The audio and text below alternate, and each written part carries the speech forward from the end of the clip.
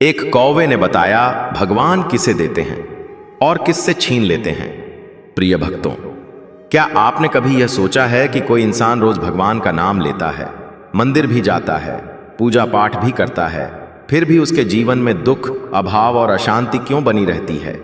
क्या केवल भगवान का नाम लेना ही जीवन की सभी समस्याओं का समाधान है, या फिर भक्ति के पीछे छिपा कोई ऐसा गूढ़ सत्य है जिसे हम समझ ही नहीं पाते? कई लोग कहते हैं, मैं तो भगवान को मानता हूं, फिर मेरे साथ ही ऐसा क्यों हो जाता है। लेकिन शायद हम यह नहीं समझते कि भगवान को मानने और भगवान पर चलने में बहुत बड़ा अंतर होता है। आज की यह कथा उसी अंतर को उजागर करेगी, जहां एक ऐसा व्यक्ति है जिसके पास कुछ भी नहीं, फिर भी वह भीतर से पूर्ण है, और दूसरा ऐसा है जिसके पास सब कुछ है, फिर भी वह बेचैन और दुखी है। इस कथा में भगवान स्वयं यह प्रकट करेंगे कि वे किसे धन देते हैं, किससे छीनते हैं, और क्यों कई बार नाम जपने वाला भी जीवन की पीड़ा से मुक्त नहीं हो पाता। तो बने रहिए इस कथा के अंत तक, क्योंकि आज की यह कथा केवल सुनने के लिए नहीं, बल्कि अपने जीवन को समझने के लिए है। आज की कथा में हम जानेंगे कि आखिर भगवान का नाम लेने के बाद भी इंसान दुखी क्यों रह जाता है। सांझ का समय था। एक पीपल की ऊंची डाल पर एक काला कौवा बैठा हुआ था। उसकी आंखों में अजीब सी चमक थी, ऐसी चमक जो केवल देखी हुई पीड़ा और समझे हुए सत्य से जन्म लेती है। उसके पास ही उसी डाल पर उसकी कौआनी पत्नी बैठी थी। काफी देर से वह कुछ सोच रही थी। फिर अचानक उसने प्रश्न किया, स्वामी, एक बात पूछूं? कौए ने चोंच बंद रखी, आंखें बंद की, मानो जानता हो कि यह प्रश्न साधारण नहीं होगा। पत्नी ने आगे कहा, हम रोज मनुष्यों को देखते हैं, कोई दिन रात भगवान का नाम लेता है, फिर भी दर दर भटकता है, और कोई भगवान का नाम तक नहीं लेता, फिर भी धन, वैभव और सुख में डूबा रहता है। क्या भगवान अन्यायी हैं, या फिर हम ही कुछ नहीं समझ पाए? यह सुनते ही कौए ने गहरी सांस ली। उसकी आंखों में जैसे वर्षों की कथाएं उमड़ आईं। वह बोला, देवी, तुमने बहुत गहरा प्रश्न पूछ लिया है। यह वही प्रश्न है जो मनुष्य को तोड़ भी देता है और जोड़ भी देता है। कौआ थोड़ा रुका, फिर बोला, आज मैं तुम्हें एक कथा सुनाऊंगा। यह कथा मैंने अपनी आंखों से नहीं, बल्कि समय की गोद में बैठकर सुनी है। यह कथा बताएगी कि भगवान किसे देते हैं और किससे छीन लेते हैं, और यह भी कि भगवान को मानने वाले करोड़ों हैं, पर भगवान किन्हें मानते हैं, यह बहुत कम लोग जानते हैं। कौआनी ध्यान से सुनने लगी। कौआ बोला, यह कथा है एक ऐसे मनुष्य की जो सबसे गरीब था, पर सबसे धनी बन गया। धन से नहीं, धर्म से। बहुत समय पहले की बात है। एक साधारण सा गांव था। उस गांव में न कोई महल था, न कोई बड़ा बाजार, पर उसी गांव की एक सड़क के किनारे रोज सुबह एक मनुष्य बैठा करता था। वह था एक मोची। न उसकी कोई दुकान थी, न छत वाला घर। कभी चौराहे पर, कभी मंदिर के बाहर, तो कभी बरगद के नीचे वह जूते चप्पल सीता था। दिन भर मेहनत करता तो शाम को चूल्हा जल पाता। कौआ अपनी पत्नी से बोला, देवी, वह मनुष्य इतना गरीब था कि अगर एक दिन काम न मिले तो उस रात भूखा सोना पड़ता। पर उसकी एक बात अनमोल थी, वह संतोषी था। वह किसी से ईर्ष्या नहीं करता था, और सबसे बड़ी बात, उसके हृदय में करुणा थी। एक वर्ष सावन आया, धरती हरी हो गई, आकाश से फुहारें गिरने लगीं, हर ओर बोल बम की गूंज थी। कावड़िए गंगा से जल लाकर महादेव पर अर्पण करने जा रहे थे। मोची रोज की तरह सड़क किनारे बैठा था। जूता सीते हुए उसकी निगाह उठी। उसने देखा, लोग भक्ति में डूबे, कंधों पर कावड़, मुख पर आनंद। उसके हृदय में कुछ हिला। वह मन ही मन बोला, काश मैं भी एक बार अपने भोलेनाथ के लिए कावड़ ले जा पाता। पर अगले ही क्षण उसकी सच्चाई सामने आ गई। जेब खाली थी, घर में अनाज सीमित था। कौआ धीरे से बोला, देवी, यही वह क्षण होता है जहां अधिकांश मनुष्य ईश्वर से शिकायत करते हैं। पर उस मोची ने शिकायत नहीं की। उसने केवल इतना कहा, हे महादेव, इस साल नहीं, अगले साल सही। उस दिन के बाद मोची की भक्ति बदल गई। अब वह पूजा इसलिए नहीं करता था कि कुछ मिले, बल्कि इसलिए करता था कि मन को शांति मिले। एक दिन रास्ते में उसकी दृष्टि एक मिट्टी की गुल्लक पर पड़ी। विचार आया, अगर रोज एक एक सिक्का बचाऊं तो शायद अगले सावन तक कावड़ बन सके। यहीं से कथा ने मोड़ लिया। कौआ अपनी पत्नी से बोला, देवी, भगवान को बड़े व्रत नहीं चाहिए, उन्हें चाहिए नियत। कौआ ने कथा रोक दी। पत्नी ने पूछा, फिर क्या वह सच में कावड़ ले जा पाया? कौआ मुस्कुराया, यही तो कथा है, अभी तो केवल बीज पड़ा है, फल तो आगे मिलेगा। फिर गंभीर स्वर में बोला, अगले भाग में तुम सुनोगी कैसे एक प्यासा बूढ़ा ईश्वर बनकर आया और कैसे एक निर्णय ने भाग्य बदल दिया। कौआ कुछ क्षण चुप रहा, फिर उसकी आवाज और गंभीर हो गई। उसने अपनी पत्नी से कहा, देवी, अब ध्यान से सुनना, क्योंकि यहीं से ईश्वर की असली परीक्षा आरंभ होती है। समय बीतता गया, दिन महीने में और महीने वर्ष में बदल गए। मोची अपने संकल्प पर अडिग रहा, रोज मेहनत करता, रोज भगवान शिव का स्मरण करता और जो थोड़ा बहुत बच पाता उसे उसी मिट्टी की गुल्लक में डाल देता। कई बार ऐसा भी हुआ कि दिन भर काम के बाद जेब में कुछ बचा ही नहीं, तब वह खाली हाथ घर लौटा, लेकिन मन में कभी शिकायत नहीं आई। वह केवल इतना कहता, हे भोलेनाथ, आज नहीं बचा तो क्या हुआ, आपकी इच्छा रही तो कल बच जाएगा। उसकी पत्नी भी उसी भावना से जुड़ गई। वह भी घर के छोटे छोटे त्याग करने लगी। कभी अपने हिस्से की रोटी कम कर देती, कभी आवश्यकता को टाल देती। इस प्रकार गुल्लक धीरे धीरे भरने लगी और साथ ही भरता गया उस मोची का विश्वास। इधर सावन फिर से आने को था।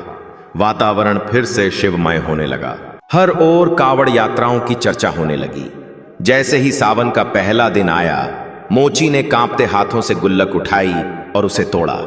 जब सिक्कों की आवाज जमीन पर गिरी तो उसकी आंखें भर आईं। उसे विश्वास नहीं हो रहा था कि इतने कम साधनों में भी इतना धन इकट्ठा हो सकता है। उसने भगवान शिव के सामने सिर झुकाकर कहा, प्रभु, यह सब आपकी कृपा है, अब मैं आपके लिए कावड़ अवश्य ले जाऊंगा। उसने बाजार जाकर साधारण सी लेकिन स्वच्छ और सुंदर कावड़ खरीदी। उसे अपने हाथों से सजाया। उसमें कोई दिखावा नहीं था, केवल श्रद्धा थी। फिर वह गंगा तट की ओर चला। गंगा स्नान किया, जल भरा और कावड़ को कंधे पर रख लिया। उसका मन आनंद से भर गया। वह नाचता नहीं था, ऊंचे स्वर में नारे नहीं लगा रहा था, पर उसका मन भीतर से ओम नमः शिवाय का जाप कर रहा था। वह जैसे जैसे आगे बढ़ रहा था, रास्ते में अनेक कावड़िए मिले। कुछ थके हुए थे, कुछ जल्दबाजी में थे, कुछ केवल परंपरा निभा रहे थे। तभी एक स्थान पर उसने देखा कि सड़क किनारे एक बहुत ही वृद्ध पुरुष बैठा है। शरीर दुर्बल, आंखें बुझी हुई, गला सूखा हुआ। वह हर आने जाने वाले से पानी मांग रहा था, लेकिन कोई रुक नहीं रहा था। कोई कहता, यह जल शिव का है। कोई कहता, आगे देर हो रही है। कोई उसे झिड़क देता। वह बूढ़ा बार बार करुण स्वर में कहता, बेटा, एक घूंट जल दे दो, प्राण निकल रहे हैं। परंतु भक्तों की भीड़ में मानवता कहीं दब गई थी। कौआ अपनी पत्नी से बोला, देवी, यही वह क्षण है जहां अधिकतर लोग धर्म और दया में फर्क नहीं कर पाते। मोची जब वहां पहुंचा तो वह दृश्य देखकर ठिठक गया। बूढ़े की हालत देखकर उसका हृदय कांप उठा। बूढ़े ने उसे देखकर फिर वही विनती की, बेटा, अगर आज पानी न मिला तो मैं जीवित नहीं बचूंगा। मोची के हाथ कांपने लगे। उसकी आंखों के सामने पूरा एक वर्ष घूम गया। वह गुल्लक, वह त्याग, वह सपना। एक पल के लिए उसका मन डगमगाया। फिर उसने भीतर झांका और अपने आप से पूछा, क्या मेरा धर्म केवल जल चढ़ाना है या किसी प्राण की रक्षा करना? उसी क्षण उसने निर्णय ले लिया। उसने मन ही मन भगवान शिव से कहा, हे प्रभु, यदि आप सच्चे हैं तो आप मेरी भावना समझेंगे। यदि यह जल आज आपके लिए नहीं चढ़ा तो भी आप नाराज नहीं होंगे। इतना कहकर उसने कावड़ से जल निकाला और बूढ़े को पिला दिया। बूढ़े की आंखों में जान लौट आई। उसने गहरी सांस ली, मोची के सिर पर हाथ रखा और मंद मुस्कान के साथ कुछ बेलपत्र उसके लोटे में रख दिए। कहा, बेटा, आज तुम खाली हाथ नहीं जाओगे। घर जाकर पूजा के स्थान पर इस लोटे को रख देना, सुबह देखना। इतना कहकर वह बूढ़ा धीरे धीरे आगे बढ़ा और कुछ ही दूरी पर अदृश्य हो गया। मोची समझ नहीं पाया कि यह सब क्या हुआ। वह बिना जल के, बिना कावड़ के घर लौट आया। पत्नी को सारी बात बताई। दोनों ने बिना किसी अपेक्षा के पूजा की। रात बीती। सुबह जब उन्होंने लौटा खोला तो उसमें स्वर्ण मुद्राएं चमक रही थीं। कौवा यहां रुककर अपनी पत्नी से बोला, देवी, यहीं से ईश्वर देने लगते हैं। लेकिन कहानी अभी समाप्त नहीं हुई, क्योंकि ईश्वर देना जानते हैं तो परीक्षा भी पूरी लेते हैं। जब वह मोची स्वर्ण मुद्राएं देखकर स्तब्ध रह गया, तब उसके हाथ कांप रहे थे, आंखों से आंसू बह रहे थे और मन में केवल एक ही भाव था कि यह सब किसी मनुष्य की शक्ति नहीं, बल्कि उसी करुणामय सत्ता की लीला है जिसने उसे 1 वर्ष पहले त्याग करना सिखाया था। उसने उन मुद्राओं को छुआ नहीं, बल्कि पहले भगवान शिव का स्मरण किया और कहा कि हे प्रभु, यह धन मेरा नहीं है। यदि आपने दिया है तो इसका उपयोग भी आपकी इच्छा से ही होगा। उसी दिन से उसके जीवन की दिशा बदल गई। उसने दिखावे में धन नहीं लुटाया, न किसी को नीचा दिखाया, बल्कि उसी पुराने स्वभाव के साथ अपने काम को आगे बढ़ाया। अंतर केवल इतना था कि अब उसके पास स्थिर स्थान था। उसने एक छोटी सी दुकान ले ली, जहां वह जूते चप्पल ठीक करता, मेहनत करता और ईमानदारी से ग्राहकों की सेवा करता। धीरे धीरे उसकी सच्चाई, व्यवहार और कर्मठता के कारण उसकी दुकान चलने लगी। लोग दूर दूर से आने लगे। धन अपने आप आने लगा, लेकिन उसके मन में कभी अहंकार नहीं आया। वह रोज प्रातः शिव का नाम लेता और संध्या को धन्यवाद देता। परंतु संसार ऐसा है कि जब किसी का भाग्य बदलता है तो सबसे पहले दृष्टि उन्हीं की जाती है जो रक्त से जुड़े होते हैं।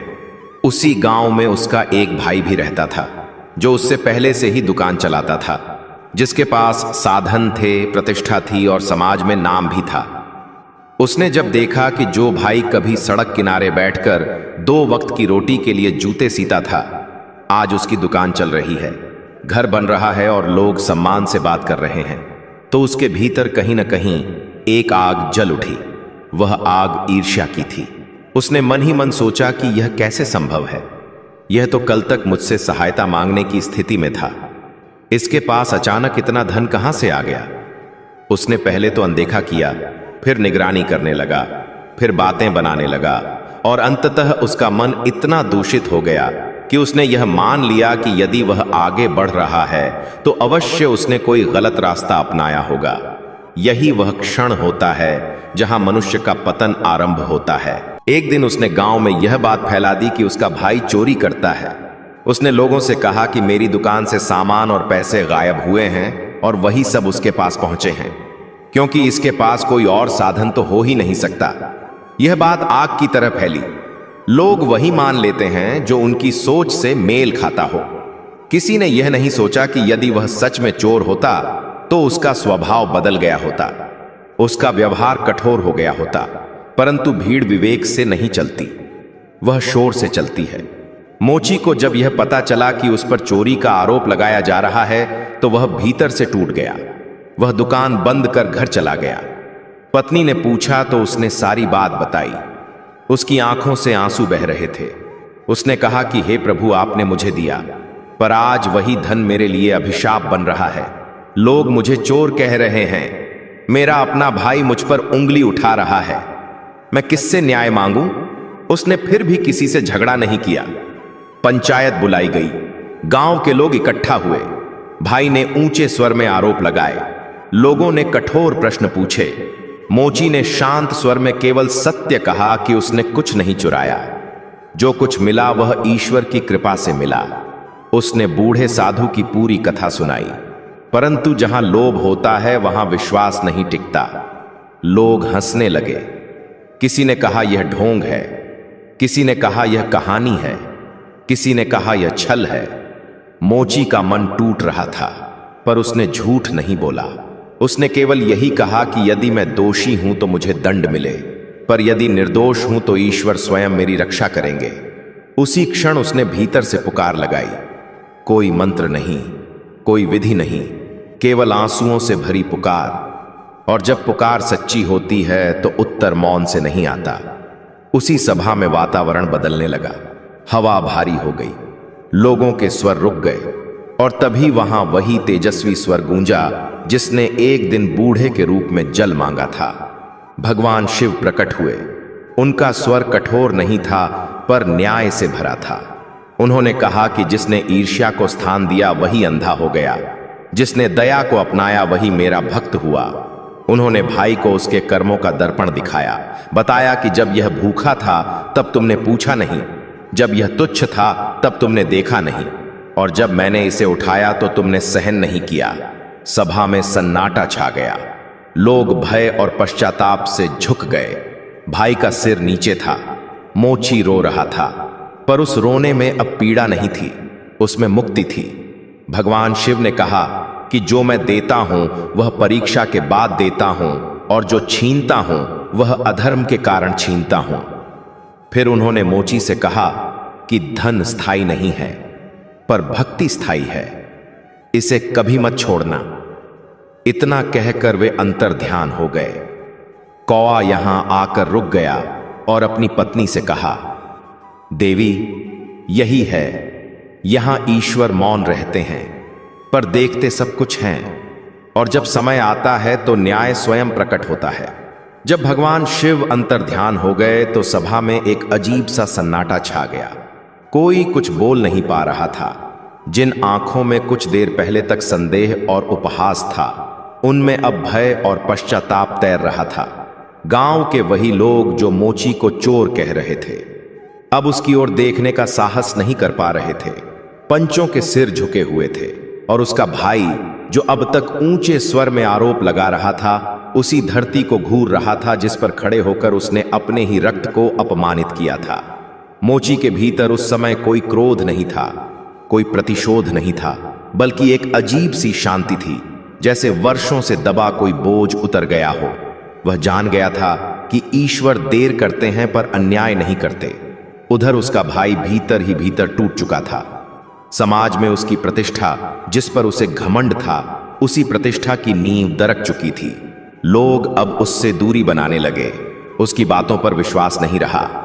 व्यापार में भी धीरे धीरे गिरावट आने लगी। ग्राहक कम होने लगे, क्योंकि जहां छल और ईर्ष्या होती है वहां लक्ष्मी स्थिर नहीं रहती। यह कोई आकस्मिक दंड नहीं था, बल्कि कर्मों का स्वाभाविक परिणाम था। वह रातों को सो नहीं पाता। उसे बार बार वही दृश्य याद आता जब भगवान शिव ने उसके कर्मों को उजागर किया था। भीतर से ग्लानि उसे खाए जा रही थी। दूसरी ओर मोची का जीवन बाहरी रूप से सुखद हो गया था, पर भीतर वह पहले से भी अधिक विनम्र हो गया। उसने कभी यह नहीं कहा कि देखो भगवान मेरे पक्ष में आए। उसने कभी भाई को ताना नहीं मारा, बल्कि एक दिन स्वयं उसके घर गया, उसके चरणों में बैठकर बोला कि भाई, यदि मुझसे जाने अनजाने में कोई भूल हुई हो तो मुझे क्षमा कर दो। यह सुनकर उसका भाई फूट फूट कर रो पड़ा, क्योंकि उसे पहली बार समझ आया कि वास्तविक संपत्ति धन नहीं बल्कि वह हृदय है जिसमें दया और क्षमा बसती है। मोची ने उस दिन अपने मन में एक संकल्प और लिया कि वह धन को साधन बनाएगा, साध्य नहीं। उसने गरीबों की सहायता शुरू की, पर बिना घोषणा के, बिना दिखावे के। उसने भूखों को भोजन दिया, यात्रियों को जल पिलाया, और हर उस व्यक्ति की सहायता की जो सच में आवश्यकता में था। समाज धीरे धीरे बदलने लगा। लोग समझने लगे कि धर्म केवल मंदिर में नहीं बल्कि व्यवहार में होता है। गांव में पहले जहां ईर्ष्या थी, वहां अब आत्मचिंतन होने लगा। लोग अपने बच्चों को मोची का उदाहरण देने लगे कि देखो, यह है सच्ची भक्ति, जो पाने के बाद भी झुकना सिखाती है। कौआ अपनी पत्नी से बोला, देवी, यही वह चरण होता है जहां ईश्वर धन देकर भी भक्त को बांधते नहीं बल्कि उसे मुक्त कर देते हैं, क्योंकि अब वह भक्त धन का दास नहीं रहता, धन उसका सेवक बन जाता है। मोची की रातें अब भी शिव स्मरण में कटती थीं। पर उसकी प्रार्थना बदल चुकी थी। वह अब कुछ मांगता नहीं था, केवल यही कहता था कि हे प्रभु, मुझे इतना विवेक देना कि जो आपने दिया है उसका अहंकार मेरे भीतर न आए, और जो कभी छिन जाए तो शिकायत मेरे होठों तक न पहुंचे। यही प्रार्थना उसे भीतर से और ऊंचा उठा रही थी, और यही वह स्थिति थी जहां ईश्वर अंतिम परीक्षा की तैयारी कर रहे थे। जब प्रभात का प्रथम प्रकाश गांव की कच्ची गलियों पर उतरा तो वह दिन साधारण नहीं था, क्योंकि उस भोर में मोची के भीतर वर्षों से संचित साधना अपने पूर्ण निष्कर्ष की ओर बढ़ रही थी। रात भर वह शिव स्मरण में डूबा रहा था। न आंखों में निद्रा थी, न मन में किसी प्रकार की कामना, बस एक सहज स्वीकार था कि जो है वही ईश्वर की इच्छा है। उसी क्षण गांव के बाहर श्मशान के समीप वही कौआ और उसकी पत्नी फिर प्रकट हुए, जैसे साक्षी बनने आए हों किसी अंतिम उद्घाटन के। कौए की पत्नी ने धीरे से पूछा, स्वामी, क्या यही वह अंत है जहां ईश्वर अपने भक्त को धन देकर भी बांधते नहीं? तब कौए ने कहा, नहीं देवी, यही वह क्षण है जहां ईश्वर यह देखते हैं कि भक्त धन के रहते भी मुक्त रह पाया या नहीं। उसी समय आकाश में वही दिव्य स्पंदन हुआ, पर इस बार न कोई भव्य रूप था, न कोई गर्जना, बस एक अदृश्य उपस्थिति थी जो हृदय के भीतर उतरती चली गई। मोची को ऐसा लगा जैसे कोई उसके अंतर्मन से पूछ रहा हो, यदि आज सब कुछ छिन जाए तो क्या तुम्हारी भक्ति कम हो जाएगी? और उसी क्षण उसके भीतर से उत्तर उठा, नहीं प्रभु, क्योंकि जो दिया वह भी तुम्हारा था और जो लिया वह भी तुम्हारा ही होगा। यह सुनते ही मानो अदृश्य रूप से उसकी अंतिम परीक्षा पूर्ण हो गई। उसी दिन गांव में एक अनहोनी घटी। अचानक व्यापार के मार्ग बदल गए। जिस बाजार से मोची को लाभ होता था वहां मंदी आ गई। लोग हैरान थे कि जिसके पास सब कुछ था वही शांत कैसे है, पर मोची के चेहरे पर वही संतोष था, वही नम्र मुस्कान। उसने न किसी को दोष दिया, न ईश्वर से शिकायत की, बल्कि उसी दिन उसने वह अतिरिक्त धन दान कर दिया जो उसके पास था, क्योंकि अब उसे समझ आ चुका था कि धन का आगमन और निर्गमन दोनों ही ईश्वर की लीला है। उसका भाई जो अब प्रायश्चित के मार्ग पर था, यह दृश्य देखकर चरणों में गिर पड़ा और बोला, भाई, आज समझ आया कि भगवान ने मुझे क्यों गिराया और तुम्हें क्यों उठाया, क्योंकि उठकर भी तुम झुके रहे और गिरकर भी मैं अकड़ता रहा। मोची ने उसे उठाकर गले लगाया और कहा, गिरना और उठना दोनों ही प्रभु की शिक्षा हैं, बस जो सीख ले वही धन्य है। उसी शाम गांव के सभी लोग एकत्र हुए, न पंचायत के लिए, न निर्णय के लिए, बल्कि आत्मचिंतन के लिए।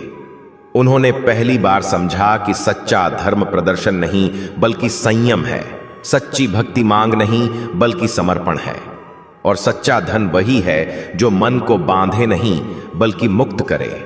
कौआ और उसकी पत्नी ने यह दृश्य देखा और आकाश की ओर उड़ते हुए बोले, आज हमें उत्तर मिल गया। भगवान न धन देते हैं न छीनते हैं, वे तो केवल पात्र की परीक्षा लेते हैं। जो पात्र अहंकार से भरा हो उससे छीनकर खाली करते हैं, और जो पात्र विनम्र हो उसे भरकर भी हल्का रखते हैं।